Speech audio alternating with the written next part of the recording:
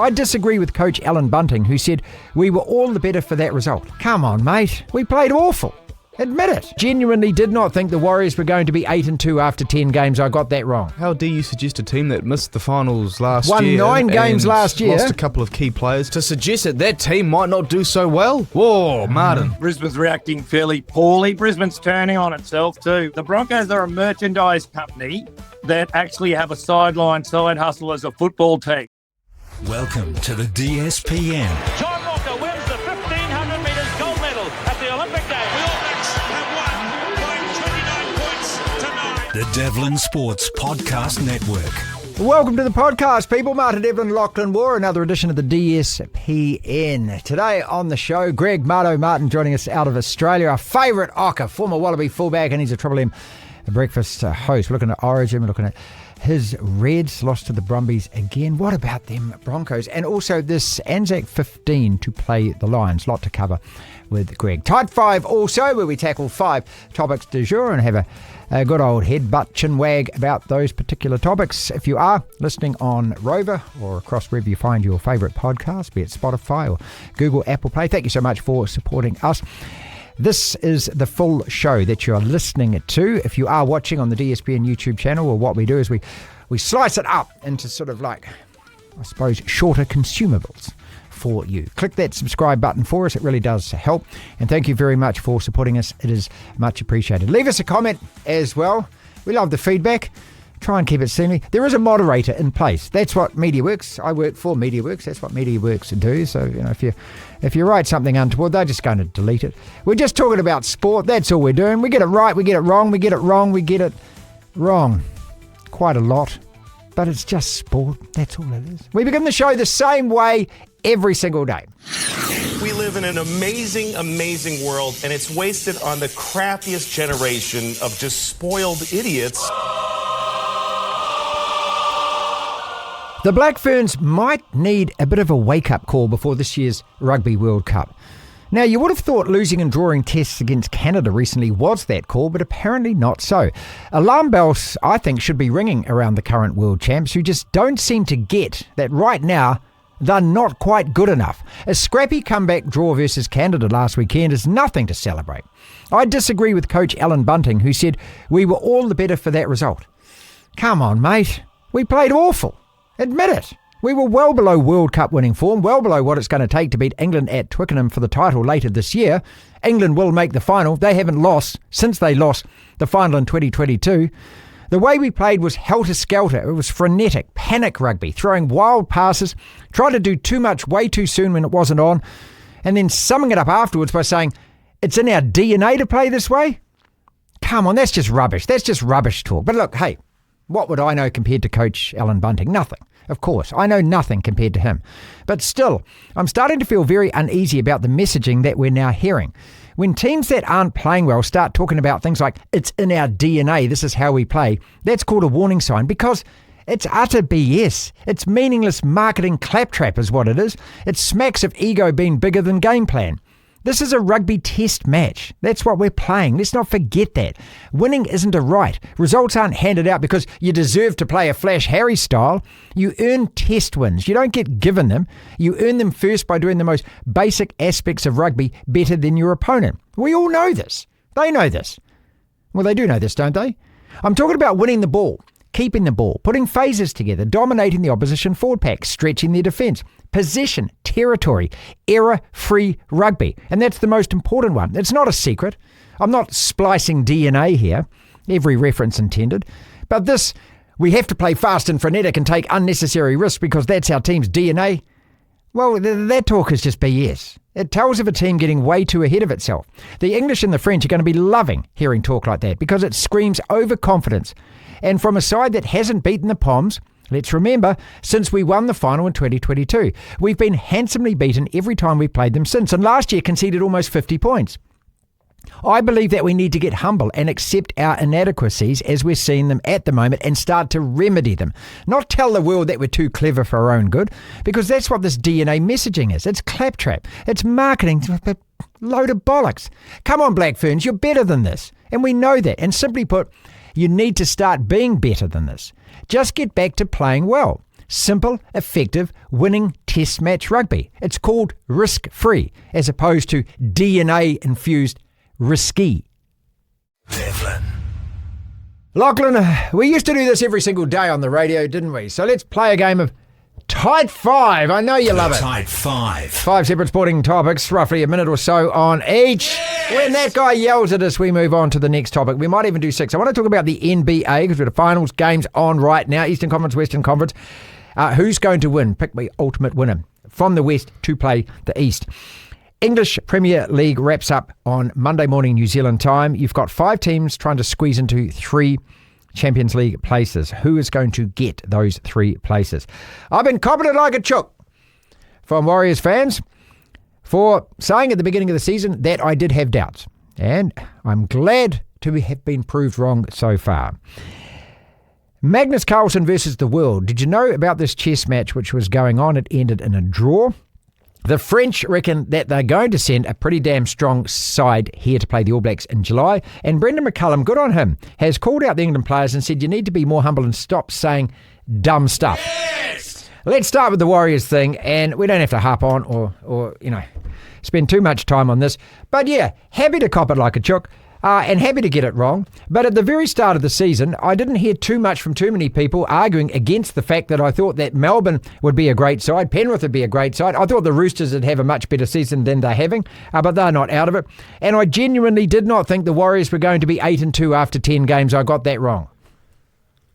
Peace. How dare you? How dare you suggest a the team whole that missed... point of this podcast is we're just talking about sport. Yeah. Just lower the serious bar a little. Well, how dare you suggest a team that missed the finals last year? Won 9 games last year. Lost a couple of key players in Adam Fanua-Blake and Sean Johnson. There was another one, Tohu Harris retired. Yeah. To suggest that team might not do so well? Whoa, Martin. Yeah, well, as I said, look, I've done a big soliloquy before on the fact that, some Warriors fans, you just can't get it, that you're allowed to criticise your team. That's part of being a sports fan. And if you're a rah-rah cheerleader, tongue-up bum kind of sports fan, you're a different sports fan from me, okay? That's it. Yep. A little bit longer in the tooth, a little bit older. I ride the ups and downs, and I'm absolutely delighted for them at the moment. We're being, well, yeah, you look at certain games and performances and you judge them accordingly, which was done after round 1, and then things changed, and the Warriors now playing well, and rightfully so. But after the storm, after the whacking from the storm, they deserve to be criticised after that. That's the point. Well, they're 8-2 now, and you're praising them, which, and I think you and I have done that pretty fairly on this podcast. I hope so. Some would say otherwise, it seems. Magnus Carlsen versus the world, people. He's the world chess champion, the best player in the world. He was playing the world, meaning that you could log on. 143,000 people around the world did. 46 days this match went on for. Toilet breaks included. And in the end, it ended in a draw. And apparently, to all the expert analysis that I've been looking at, the world can take that as a win. Yeah, apparently. That we drew, when I say we, I didn't play him, but if you played him, that you drew with the world champion. Yeah, the reason it took so long, I think, is because every player, both players, so the world, Magnus Carlsen, got 24 hours to make their move, which obviously allowed for the 143,000 plus fans across the globe. So the way that they did it is everyone made their move, and then they calculated the percentages, and then everyone voted. Yeah, which move had the most votes was the move that the world would make. Yeah. But yeah, pretty bloody clever. A lot of people love their chess. The French may send their best players here, after all, in July. Well, to find best players. Well, those playing the top 4 of the top 14, who we've always been told weren't going to come because their commitment is to their club, right? But now the French Federation president says, no, we're serious about beating the All Blacks. I don't think it's that big a deal whether they send who or don't send or whatever, because this French squad coming here is going to be tough. Don't think it won't be. Yeah, but it depends. It's a matter of perspective. When the French president says, no, we want to win every test, we're going to send the best players down to New Zealand, well, is that just going to be the best players minus those in the top 14 final? Because that's the rule in place. I don't really know if you can set a rule and then break it straight away, can you? Hey, I guess they can do what they want. They can do what they want, but make the rules. It's all well and fine. I mean, no one's going to say that their teams aren't good. So he's going to sit there and say, no, we want to win every test. We're going to send the best players we can. This is all part of the cloak and dagger stuff, okay? Yeah. Because France are sending a smokescreen down here. And they want us to think that this is going to be easy. I think this is actually going to be the best preparation for those South African tests. I really do. Because they're going to be physically hard, the French. And they also bring the je ne sais quoi to their rugby. So we don't quite know what to expect. The I know not. Je ne sais quoi. What does it mean? What does that translate to? I know not. I don't know. They're going to bring the I don't know. Unknown. They're going to bring the unknown. Yeah. Okay. I don't speak French. You were in Paris with me for 4 weeks, mate. You didn't learn any French. Learned maybe 2 or 3 words and I've forgotten it straight away. You learnt some French from what I saw a couple of nights out. Brendan McCullum says the England players need to be more humble. The director of cricket, Rob Key, says that they need to stop talking rubbish. And even one of their players has said that they're stupid in their comments to the media. This story's come out for me a bit out of nowhere. I didn't know it was a real problem. Well, Rob Key made that comment, I think, a couple of months ago that they need to sort of pump the brakes on some of the things they're saying in the media. And then Mark Wood, one of their bowlers, admitted, we're a bit stupid with a few things that we say. Which I agree, because I didn't think Brendan McCullum would come out and essentially tell, of all people, Brendan McCullum to tell them, you need to humble up a little bit here. But that's good. I didn't realise that they were saying so many bad things. And again, we're not in the English, we don't live in England, we don't really engage much with the English press. But their form hasn't been great. When you look at the numbers behind how they've performed since Brendan McCullum took over the Test side, it's been incredible. They won one in, I think, was it 17 before he took over. Then White ball cricket hasn't been as good, though. No, I'm talking about Test cricket. And then the first 11 Tests after he took over, they won 10 of them. Obviously, that form has gone down a little bit since, and there's been questions about the Bazball aspect and whatnot, which is a terrible name for it, which I hate people saying Bazball. But yeah, I don't know. It's kind of nice to see them get a bit of humility, because the way they played, the style they played, and the way they carried themselves, there was an air of arrogance about it when they couldn't really fully back it up. And they embarrassed themselves in that Ashes series as well. All right. Quickly just on that then, because we're going to have a couple more than 5 here, obviously. Do you agree with me when I say that the White Ferns talking about Black Ferns talking about it's in our DNA is not a great look and not a great sound? Well, what's in their DNA? What? That they have to play this frenetic... sort of fun attacking rugby. Passes that don't mean never just got to throw it. It's like, the batty bat. The only way I can bat is batty bat. Come on. Put some structure into the game. You're a bunch of really good players. It's about winning a test match. Are they good players? Well, they're still... They've been beaten pretty handily. Well, they are the reigning world champions. Yeah. So I don't mean to be disrespectful to that. Sorry, they are the reigning world champions. But look, a draw and a loss in the 2 games against Canada, last 2 games, that's not great. Okay, I don't care. No one's going to convince me that that's great, because it's not. And in preparation for this World Cup, we got one more test against the United States. That's it. Then we go... Well, the point is we're a step behind England. Yes, a big step behind large them. step. We're probably a step behind France. So stop talking about, we need to play this way because it's the only way we can bloody play. Well, I think the men's teams can talk about that being in their DNA, because they've done it for decades, they've done it for generations, and it's imprinted in New Zealand rugby. I don't mean to make this agenda thing, I really don't, but I don't know if the women can quite say that when their form has been so poor. Now, if the All Blacks came out and said that in 2022, when they lost, 5 tests in 6 or 6 and 7, when Ian Foster was the coach, and that was the lowest ebb of his tenure without a doubt. If the All Blacks came in and said it's in our DNA to play fun, loving, exciting rugby, fast-paced, frenetic rugby, everyone would have told them to just shut up and just win a test. Yeah, exactly. That's all that matters. So that's the only point I'm making. Do it on the field. Yes! 2 to go.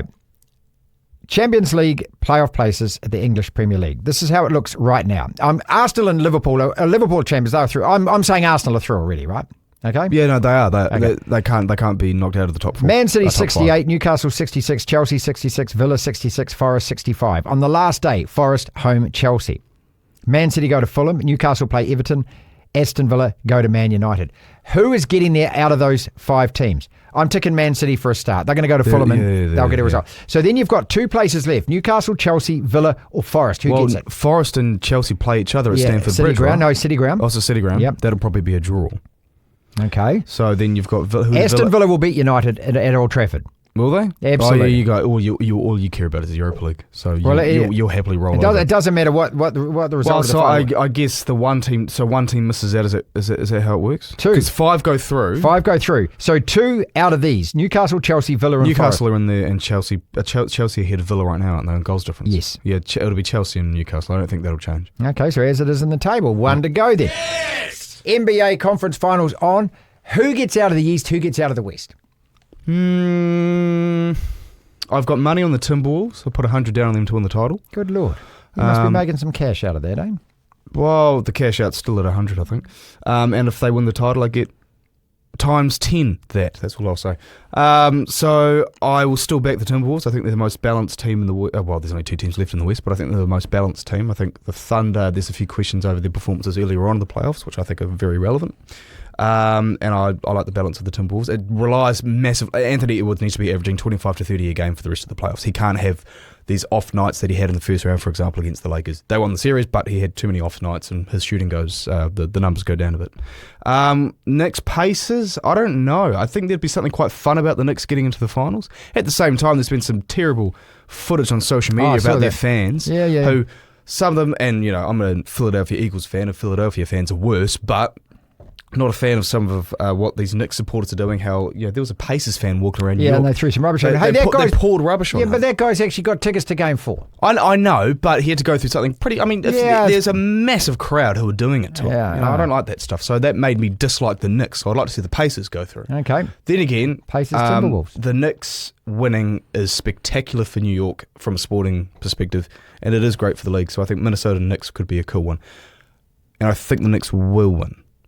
I think. I don't know. I think that's a toss of the coin because I didn't expect either team to get this far. So Timberwolves versus probably the Knicks, but I'm not sure. You? What would you prefer? Who would you want to see in the finals? I want to see somebody that hasn't won it before win it. Well, that's three of them. Yeah, so I'm going either Pacers and I don't care who wins out there. I've got the Knicks have. So no skin in the game. So Pacers, Timberwolves, one of those. Pacers, Timberwolves, or OKC, no skin. No, Thunder have won a title. Well, they haven't won a title. Seattle no, they won did. Title. When they were Seattle, they but they haven't won it since they got to Oklahoma, okay? Well, no, but they have what their franchise has won a It's title. the only team Oklahoma have got, and I've been to Oklahoma. Yeah, there's good reason why it doesn't have any other teams. What goes on in Oklahoma, apart from musicals? God. True. This is the DSPN.